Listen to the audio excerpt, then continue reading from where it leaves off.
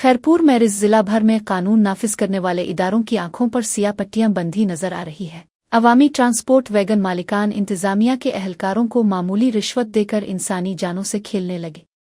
Motorway police के तमाम दावे धुरे के धुरे रह गए हैं, जबकि ट्रांसपोर्टर खिले आम कानून की खिलाफ वर्जी करते हुए मुसाफिरों को गैर महफूज सफर पर मजबूर कर रहे हैं।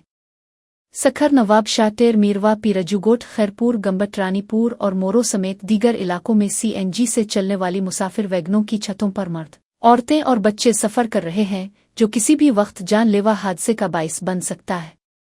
ये अमल इंसानी जिंदगियां मौत के दहाने पर धकेलने के मुतरादिफ है। शहरियों, सिविल सोसाइटी और वुकला बरादरी ने chief justice Pakistan, IG motorway police, chief secretary Sindh और वजीर ट्रांसपोर्ट से फौरी नोटिस लेने का मुतालबा किया है, ताकि वैगन मालिकान के खिलाफ सख्त कानूनी कार्रवाई अमल में लाई जा सके और अवाम की जिंदगियां महफूज बनाई जा सके।